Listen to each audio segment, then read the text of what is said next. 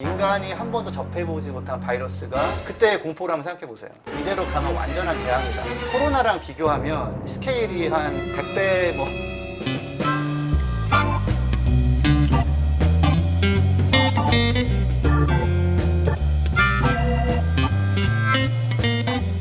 네, 저는 김지석이라고 하고요. 국제환경단체 그린피스에서 기후변화 에너지 스페셜리스트로 일하고 있습니다.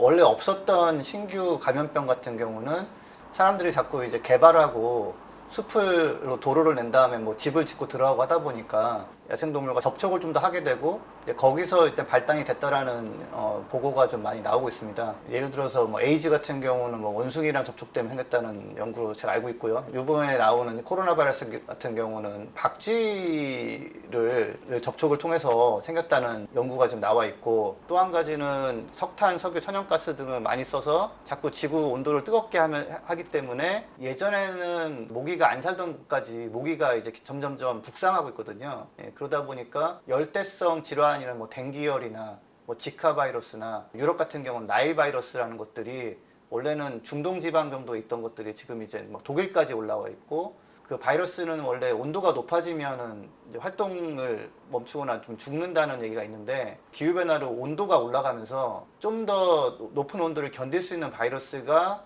더 늘어날 수 있다라는 그런 우려가 있어서 이건 좀 심각할 수 있다.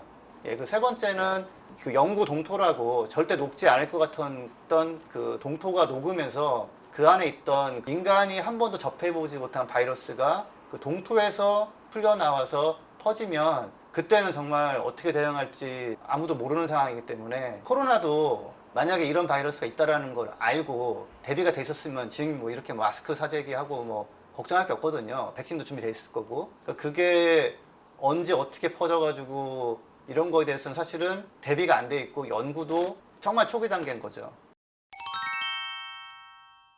기후 위기는 코로나랑 비교하면 스케일이 한 100배 뭐 정도 된다고 해야 되나요? 기후 위기는 인간이 대응할 수 없는 변화를 가져오기 때문에 통제가 이제 어느 수준 가면 불가능해요. 폭염이 한 3개월을 간다거나, 아니면 정말 듣도 보도 못한 온갖 뭐 말라리아부터 댕기열 바이러스가 한국에 쫙 퍼진다거나, 그때의 공포를 한번 생각해 보세요. 그때는 정말 무슨 보건 시스템이 작동하기가 굉장히 어렵거든요. 사실은 붕괴된다고 봐야죠. 그래서 역설적으로 코로나 바이러스 사태를 겪으면서 우리 사회가 지금까지 조금 간과하고 있던 그런 기후 변화 문제, 기후 위기 문제를 좀 들여다보고, 기후 변화 문제가 사실은 유엔 사무총장이 이대로 가면 완전한 재앙이다, 영어로 뭐 토탈 디자스터라는 표현을 썼는데, 원래 그런 표현을 잘 안 쓰거든요. 심지어는 미국의 금융권에서도 이거 못 막으면 경제는 붕괴된다라고, IMF라는 기관이 있잖아요. 거기 같은 경우도 원래는 그냥 경제 활성화가 목적인 기관인데, 거기서 작년부터 탄소세를 강하게 부과해라, 기후 위기를 못 막으면 경제가 붕괴되기 때문에 얘기하는 거다, 기후 위기를 막아야 경제가 유지될 수 있다라고 얘기를 했어요. 근데 아직 이런 거가 사람들이 그대로 받아들이지를 않더라고요. 조금 왜 갖다 붙이는 식이라고 생각하는데, 들여다보면 그렇지가 않거든요. 최소한 OECD 국가들은 석탄 발전소나 석탄 사용량을 줄이고 있어요. 근데 한국이 유일하게 석탄 사용량이 늘어난 OECD 국가입니다. 우리나라가 약간 기후 악당 국가라고 지금 이미 평가를 받은 지 몇 년 됐거든요. 그래서 우리나라의 호주 산불 같은 게 언제 나오지? 얼마나 어떤 피해가 오지라고 이제 관심이 많으신데, 사실 가장 먼저 오고 있는 피해는 제가 봤을 땐 경제 피해가 될 거예요. 이 국제적인 지침을 지키지 않아서 조금씩 경고를 받다가 그래도 지키지 않아가지고 배척받는 상황으로 지금 조금씩 그런 게 나오기 시작했거든요. 한국 기업 문제 있네, 한국 전력 시스템 문제 있네, 한국은 왜 이렇게 석유 같은 걸 많이 쓰지, 이래버리면 사실 가장 먼저 피해가 오는 거는 경제가 될 수 있거든요.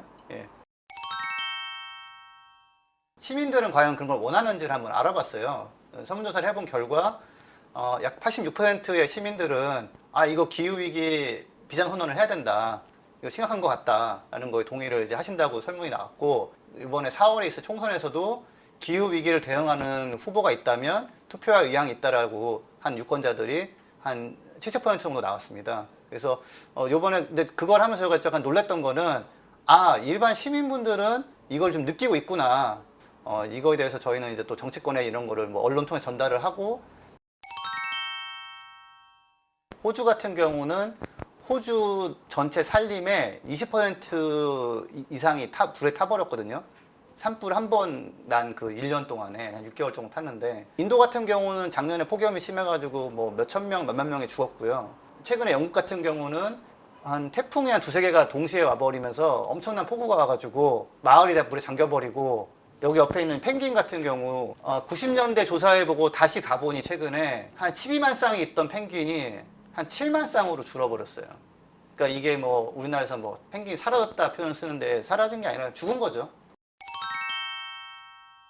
네, 제가 마지막으로 좀 말씀드리고 싶은 거는 기후위기 문제가 이런 펭귄이나 북극곰만의 문제가 절대 아니고, 이제 기후위기를 못 막으면 저의 그 아이들, 얘네들이 그 생존하기가 굉장히 어려워지는 환경이 되고 되돌릴 수가 없거든요. 예.